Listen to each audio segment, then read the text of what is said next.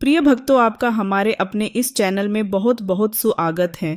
बाबा की कृपा और आशीर्वाद आप पर सदैव बनाए रखे। तो चलिए भक्तों, महाराज जी की कथा सुनते हैं।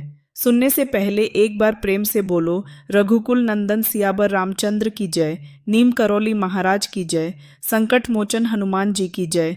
जयकारों के साथ अब हम कथा को शुरू करते हैं। बहुत साल पहले की बात है। उत्तराखंड के किसी छोटे से गांव में बाबा नीम करौली महाराज कुछ समय के लिए एकांतवास कर रहे थे।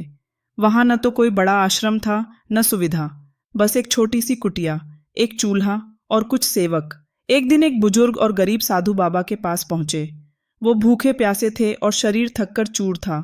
उन्होंने बाबा से कहा, महाराज, 2 दिन से पेट में अन्न का एक दाना नहीं गया, क्या कुछ खाने को मिलेगा? सेवकों ने जल्दी से जवाब दिया, महाराज, हमारे पास कुछ भी नहीं बचा है, आज भोजन चढ़ा ही नहीं। पर बाबा ने मुस्कुरा कर कहा, जाओ, नदी के किनारे देखो, कोई तुम्हारा इंतजार कर रहा है। सेवक थोड़े हैरान हुए, पर जैसे ही वे नदी के किनारे पहुंचे, उन्होंने देखा कि एक ग्रामीण महिला अपने सिर पर गरम गरम रोटियां और सब्जी का डिब्बा लेकर आ रही है।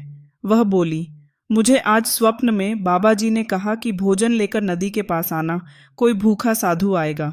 सेवकों की आंखें भर आईं। वे उस भोजन को आश्रम लाए और बाबा ने उस बुजुर्ग संत को ससम्मान बैठाकर खाना परोसा। संत की आंखों से आंसू बहने लगे। वे बोले, ऐसा तो सिर्फ भगवान कर सकते हैं। आपने मेरी भूख नहीं, मेरी आत्मा की पुकार सुन ली। बाबा ने बस इतना कहा, भूखे को भोजन देना सबसे बड़ा धर्म है। जब तुम किसी की सच्चे मन से मदद करते हो, ईश्वर खुद आकर सहायता करते हैं। महाराज जी की कृपा हम सब पर सदैव बनी रहे। तो ऐसी ही और कथाएं सुनने के लिए चैनल को सब्सक्राइब करें तथा महाराज जी की कथा को लाइक करें और अपने दोस्तों, रिश्तेदारों को शेयर जरूर करें। नीम करौली महाराज की जय, पवन पुत्र हनुमान जी की जय। आपका दिन मंगलमय हो।